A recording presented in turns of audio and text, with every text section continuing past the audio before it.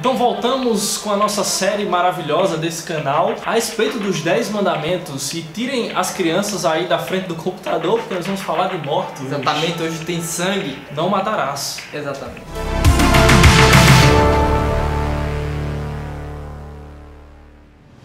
Antes de nós adentrarmos aqui especificamente no assunto, eu queria aqui dar duas dicas, né? Se você está chegando diretamente nesse vídeo e não viu os outros vídeos da nossa série, assista principalmente o vídeo de introdução, em que nós falamos do que é a lei de Deus e como ela se divide, né? Os três aspectos da lei: civil, cerimonial e lei moral. E a outra dica também é que você veja o vídeo sobre política, que nós falamos dessa questão das autoridades, que são constituídas por Deus, assim como nós falamos também no vídeo sobre o 5º mandamento. Então, como já falamos, hoje nós vamos tratar do 6º mandamento, que está onde, Irã? Lá em Êxodo capítulo 20, versículo 13. O versículo enorme que diz: não matarás. E nós vamos tentar aqui na mesma pegada do que foi os outros mandamentos que nós tratamos, começando falando dos deveres que todos os mandamentos têm e são exigidos em cada mandamento, e os pecados que são proibidos em cada mandamento. E aqui está de volta o nosso amigo Irã, agora fazendo parte oficialmente deste canal, meu advogado aqui para falar sobre esse tema. Então se matar, você já sabe, daqui a uns anos você vai me encontrar.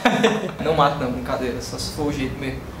Mas mesmo assim, faço não. Então, assim como nos outros vídeos que nós falamos, nós vamos tomar aqui como base o Catecismo Maior de Westminster, que diz sobre os deveres desse 6º mandamento, que são todo cuidado e todos os esforços legítimos para preservar a nossa vida e a de outros. Então, em suma, é isso, né? E aqui nós podemos citar vários exemplos, e de ordem muito prática, por sinal. Por exemplo, você cuidar do seu próprio corpo. Quando você cuida do seu próprio corpo, quando você cuida da sua saúde, tem uma boa alimentação, uma alimentação saudável, você está evitando que você morra, e morra cedo. Na mesma pegada, né, os pecados são justamente o oposto a isso, né? Tudo que vai de encontro a esse cuidado com a nossa vida e com a do outro. Por exemplo, num hospital, quando alguém é negligente com o cuidado de alguém, de uma vida. Tanto os deveres como os pecados são tudo isso, né? Que vai de encontro a essa preservação da nossa vida e da vida do nosso irmão. O Catecismo de Westminster, ele já traz uma disposição nesse sentido, que você deve evitar tudo que tende à destruição da vida. Tudo, absolutamente tudo. Então você pensa aí em qualquer coisa que possa fazer com que você morra. Deixa eu ver. Será que praticar um esporte muito radical pra você não é muito legal não, sei lá. Você precisa tomar muito cuidado quando você for, né? Pular no rio que nem o Domingos. Brincadeira. Isso, claro, tá uma quebra do mandamento. Você não sabia se o rio era muito fundo? Não pule em rios, por favor, cuidado. Você tem que saber se ali é muito fundo ou se você dá pra você nadar naquele lugar. Enfim, e aqui nessa perspectiva de preservação da vida e tudo mais, nós temos que frisar que o mandamento não é puramente material, de preservação do nosso corpo, ou de evitar que nós nos machuquemos, ou exponhamos a nossa vida a um risco desnecessário. O Jesus, ele lá no Sermão do Monte, Mateus 5, versículo 21, salvo engano, ele vai trazer essas disposições acerca de o fato de que você desejar em seu coração ou se irá demasiadamente contra o seu irmão, você já o matou, ou seja, você quebrou o mandamento. Jesus, ele amplia o mandamento, assim como ele faz com outros, que é o caso do adultério. Não é o fato de você deitar com alguém que vai fazer você adulterar, mas o fato de você desejar alguém que não é sua esposa, né? E nesse caso aqui, você se irá demasiadamente ou mesmo desejar a morte do seu irmão. Por exemplo, acho que poderia citar o exemplo do desejo de vingança. É uma quebra do 6º mandamento. Então tratamos aqui das questões mais simples, vamos dizer até agora, sobre esse mandamento. Agora vamos entrar aqui, vamos dizer assim, nas questões mais complicadas, mais polêmicas, mais difíceis.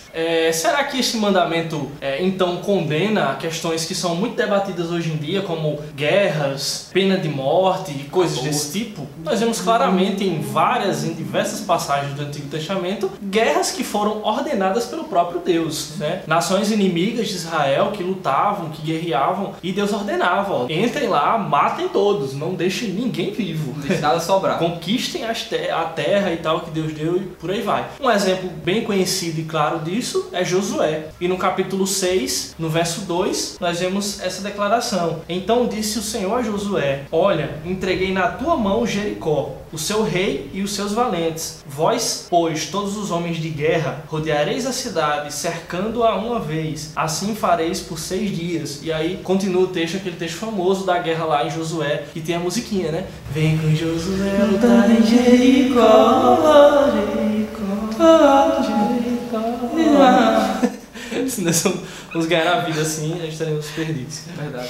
Então nós vemos claramente aqui que Deus ordenou aquela guerra do povo de Israel ali, liderado por Josué, em Jericó, e assim o povo de Israel foi vitorioso naquela guerra. Mas aí surge a pergunta, né? Não, mas esse texto é lá no Antigo Testamento, não temos base para ter guerras hoje em dia, né? Eu acho que um texto que a gente pode usar tanto para essa situação das guerras seria Romanos 13. Paulo vai falar sobre isso, de que o Estado ele é detentor da espada e ele louva aqueles que praticam a justiça, todavia ele vem e pune aqueles que praticam a injustiça. E nesse caso, a guerra, servindo-se a um fim justo, ela seria, claro, legítima. O próprio Agostinho ele vai trazer algumas ponderações nesse respeito e vai dizer algumas coisas que devem ser observadas. A guerra, por exemplo, pode ser levada a cabo se for por um motivo justo, se for para repelir uma agressão injusta. Ela não deve, por exemplo, envolver pessoas inocentes. A guerra, ela só deve ir até o momento em que aquela situação de injustiça ela se finda, ou seja, não deve ser algo exagerado. Os meios utilizados, as armas utilizadas na guerra devem ser proporcionais. Você não vai chegar logo com uma bomba atômica explodindo tudo,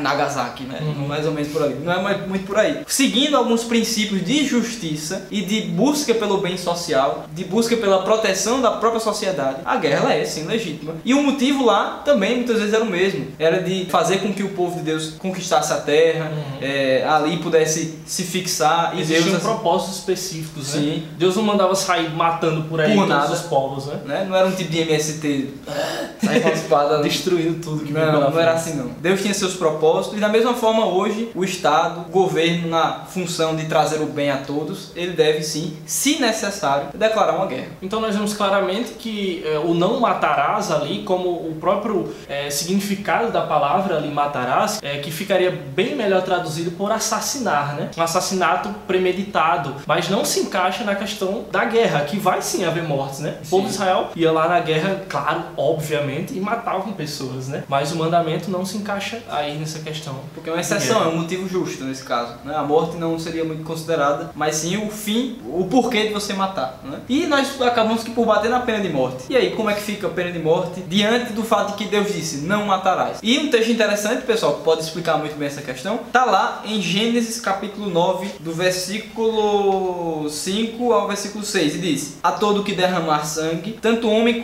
como animal pedirei contas, a cada um pedirei contas da vida do seu próximo. Quem derramar sangue do homem, pelo homem seu sangue será derramado, porque a imagem de Deus foi o homem criado. Então aqui Deus vai colocar esse aspecto de que deveria se tirar a vida daquele que tirou a vida de outra pessoa injustamente, né? Ou seja, ele tirou porque quis, né?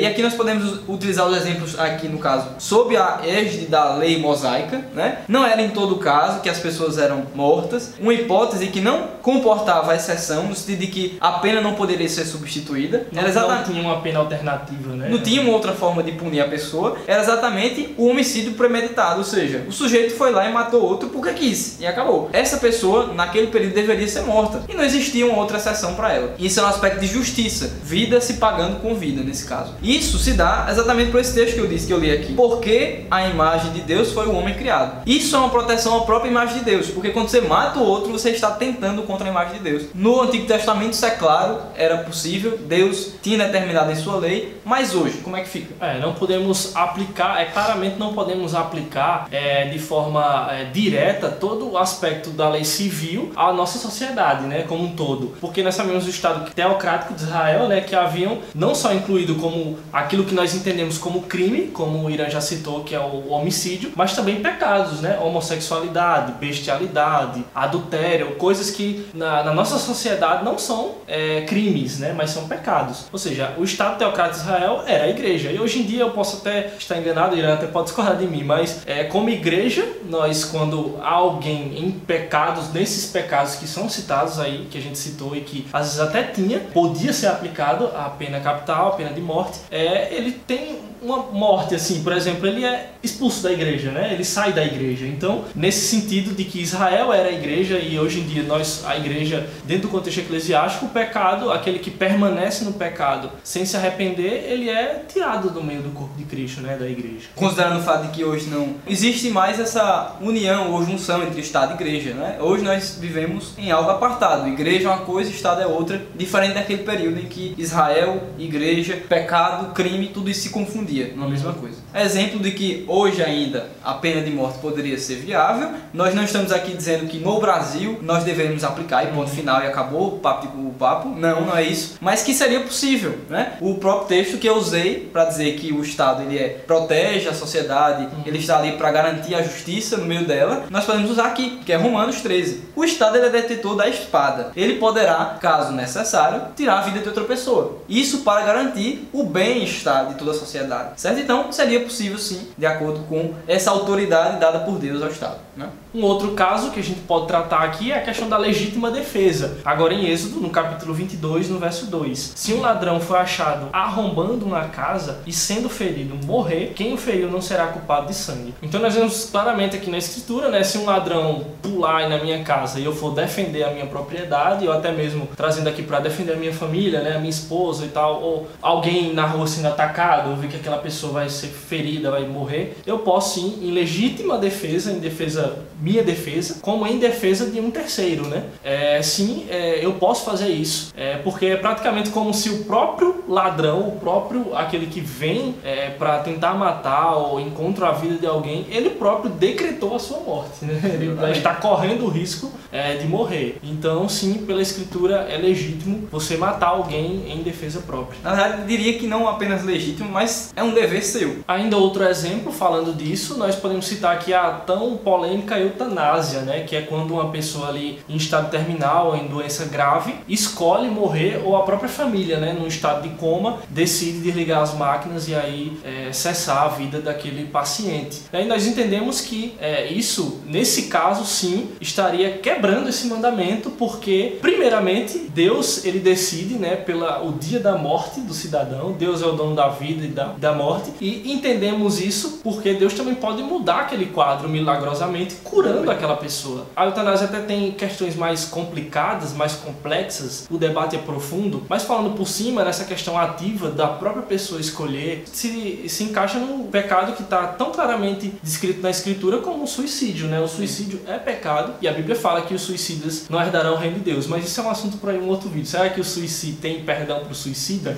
Isso aí é um tema para outro vídeo. Poderíamos encerrar tratando do aborto, também aqui no caso incluso nessas situações, quando uma mulher ela mata o seu filho, ela mata o feto que está dentro dela, também está cometendo ou está quebrando o sexto mandamento, certo? Também essa conduta deve ser evitada, é uma prática pecaminosa. E aqui nós podemos pensar um pouco mais, por exemplo, como é que fica as questões de pesquisas com células-tronco, né? Que se utilizam de embriões criogenizados, ou aqueles que foram formados in vitro. Será que poderia ou seria viável utilizar-se dessas células-tronco? Porque, querendo ou não, quando você se utiliza das células-tronco, você destrói aquele embrião. Estaria ou não estaria? Na nossa opinião aqui, sim, estaria. Então, não seria viável. Existem outros meios de se estudar as células, ou de se utilizar das células-tronco. É o caso das células-tronco em adultos, né? Retiradas da medula óssea. Então, é uma hipótese em que os embriões não seriam destruídos. De toda forma, deve-se evitar acabar ou extinguir a vida ali daquele feto. Então, dentre todos esses exemplos que nós citamos, tanto o aborto como a eutanásia, eles quebram o mandamento de forma direta. Na complexidade desse tema, nada melhor do que indicar um livro para que vocês possam, no momento mais oportuno, ler e acabar por tirando suas dúvidas ou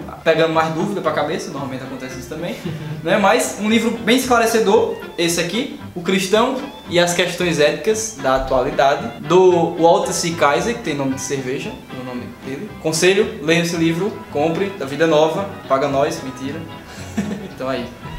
Então, diante de tudo que você viu, você pode aí comentar aqui embaixo desse vídeo, tanto aqui no YouTube como lá no Facebook, as suas dúvidas, dar sugestões, fiquem à vontade, nós queremos fazer você pensar. Bom pessoal, então estejam acompanhando o canal, se inscrevam, coloque lá o sininho para você receber as suas notificações, e toda segunda tem vídeo novo aqui no canal, para que você esteja sempre pensando, botando a cabeça para funcionar. Acompanhe o canal. Até a próxima semana. Você que me viu passar na prova e não me ajudou, vai me ver na bênção, vai se arrepender. Olha aí, desejo de ira, de vingança. Peça perdão do seu pecado. Brincadeira, Damaris. Não, é verdade. É brincadeira ou é verdade? É verdade, Damaris. Brincadeira. Não sei o que é que eu falo.